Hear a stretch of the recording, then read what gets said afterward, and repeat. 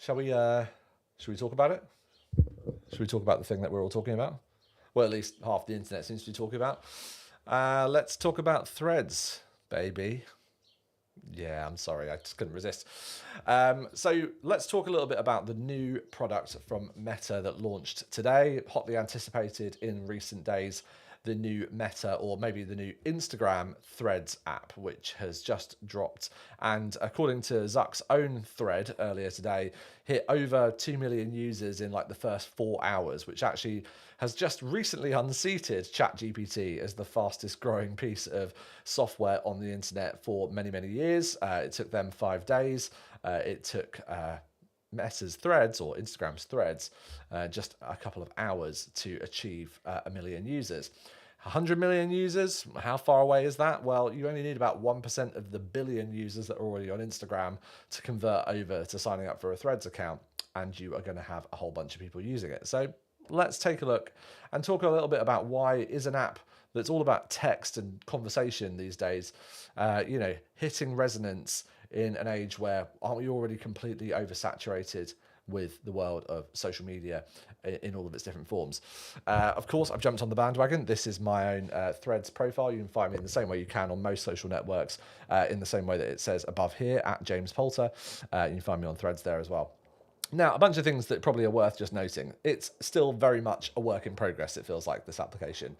Rolling out in a number of markets around the world, but it's not entirely available everywhere. There are EU legislations that are preventing it rolling out in certain markets. It's also only available on the web or on iOS at the moment, and you can't really operate it fully from the web in the same way as you can on the desktop. They've done a few interesting things in the mobile app, in particular allowing you to instantly port over your original Instagram username. You could also go follow all of the people you already follow on Instagram and have them follow you back.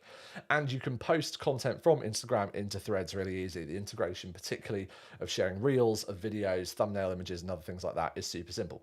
Now, there's a few things that are missing from here, as I pointed out on my own thread earlier on today, from the types of interactions that we've seen historically on Meta's other platforms, most notably Facebook, Instagram, obviously, and also most notably missing from the same platform that they are going up against, which is Elon's Twitter. And I say Elon's Twitter because I don't think that the same thing can be said of the original Twitter that they're competing with. They're definitely competing with Elon's version of Twitter and where he sees that going in the future. Now, this is coming in a lot of different ways. Obviously, Meta have also been rolling out their Verified program, which you can now pay for in a subscription fashion, the same way that you can do for Twitter Blue. And there are some things that really carry over from the Twitter experience into Threads, and then there's a bunch of stuff that is missing. The two big features that are probably most notable are hashtags. There's no hashtags currently running on Threads. You can't just click into something. You also can't actually just, as Neiman posted in here, you can't actually also just jump straight into like searching for actual posts. So that navigation experience is a little bit lightweight right now. The things that are present are names, as I mentioned, bios really easily. You've also got kind of the stuff that carries over from Instagram, like Linktree or whatever links you've been able to put in your profile, and obviously your follower graph is going to follow you across as well, including things like profile photos and other stuff. We can post photos and images, and all of the usual bits. A couple of things that are missing actually in that functionality is the lack of being able to post any GIFs. There's no kind of native Giphy integration that you find over on Instagram and even on WhatsApp and other places. I'm sure that's in the works, but maybe they are thinking about keeping this a more streamlined experience than other places. I think the bigger question for me, and I was writing a thread about this exact topic earlier on today, is, well, why is an app like Threads even something that people are blowing up about right now? Now, you could think that the main place and the main reason, really, for people to jump into something like Threads at this time is very reactionary. It's reactionary to essentially all the stuff that's going on over on Twitter. We've also seen the protests that are happening on Reddit. Two of those platforms in particular are fueled by furores around the data scraping that all of the large language models have been doing to fuel the training data that's going into ChatGPT or into Google's Bard engine and all of the other large language models that are scraping data from the internet. But I think there's more to it than that. I don't think it purely comes down to just a bunch of disgruntled journalists, politicians, and crypto bros coming over from a dying platform, and it does seem like Twitter is kind of in a bit of a meltdown at the moment, into something new.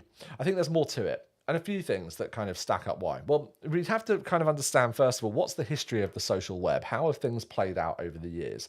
And generally, what we see is that every new big social platform tends to be a reaction to the one that came before it. As I highlighted in this post earlier, if you've been on the internet long enough to know this, some of you watching will not have been. You go back as far as MySpace, it was a highly customizable, very kind of social experience. You could do HTML backgrounds, and you could customize colors and fonts in your top 9, picking the people that you wanted to feature as people on your profile.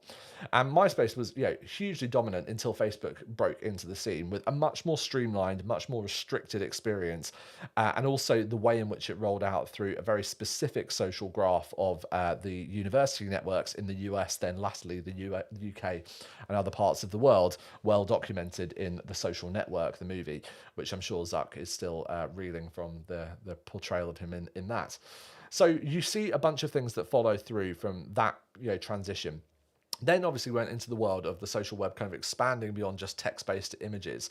And that's where you begin to see platforms like Twitter beginning to enable imagery content. But Twitter felt very much like a response to Facebook in a way, because it was much more open. It wasn't just about the friends that you had. There was a meme going around for a long time in the kind of early 2000s when these platforms were beginning to kind of get really prominent in the, late noughties anyway, around, that Facebook was the people that you went to university with. Twitter was the people that you wish you went to university with. And I think that still plays out today. Now, Twitter, though, was very text-heavy, of course, and Instagram then felt like a real reaction to that, Instagram being highly visual. But as Instagram has matured, and certainly after Meta acquired it, not only became visual, but it became slightly artificial, very highly crafted. This is where we obviously got the big boom in things like filters and people adapting their photos using third-party apps to customize things. And Instagram tried to jump on those things as well with releasing of things like Layout as an app to be able to do tiled images, for example, and then gradually copying over features from the likes of Snapchat and TikTok as those began to emerge. And of course, TikTok is really the social network of the moment, at least as of the past few weeks, past couple of years, certainly during the pandemic. And TikTok has a much more kind of raw feeling to it, the video content. Now, that was at least in the early days. It again began to become more hyper-stylized and people building real formats over there on TikTok. But it felt like it was a reaction to Instagram's very kind of curated way of doing visual content into something that was much more raw. So come full circle, and here we end up with something like Threads, a text-based, non-searchable, no hashtag platform from who than you would expect, from Meta. And I think that's why it's a really interesting place and time for something like this to launch. Not just because it's a reaction to every social platform that's come before it. As I've said, that seems to be the way that these things play out. But for a couple of really crucial reasons. I think one of the big things that in the age of AI, and certainly in the last few months as we've seen the explosion of ChatGPT and other AI-driven text-based conversational tools, one of the big questions is, how are we going to know what content really is on the internet? When the Fediverse, which this is going to play into, the open social web where you can port over different bits of content from platform to platform using the same username, more on that in future videos to come. When that becomes a real reality and all of these different platforms like Blue Sky and Mastodon and obviously things like Threads all begin to work together, one of the big worries is that the AI bots are going to just start feeding massive amounts of AI generated content into these spaces. And I think what's really smart with what Threads are doing here is attaching it to your existing social graph of Instagram, which typically hasn't been as bot heavy as things like Twitter in the past.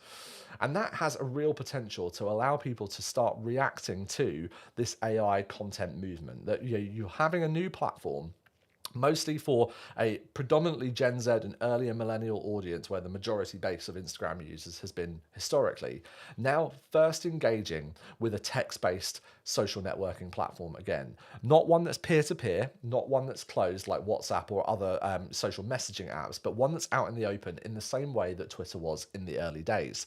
And I think that is the real appeal. That's why people seem to be jumping on it, is that we're looking for something that's genuine, that's got human content, that seems to be verified of real people people, and it's something that we can engage with out in public discourse, which is obviously the early appeal of Twitter.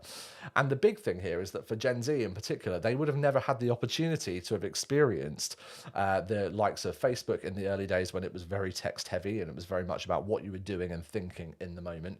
Equally, even platforms like LinkedIn itself, where you're watching this, had similar kind of vibes. So this, I think, is a really interesting opportunity for Threads and for Meta in general. Could they crack the code of what we're all looking for, which is the reaction to the latest social trend?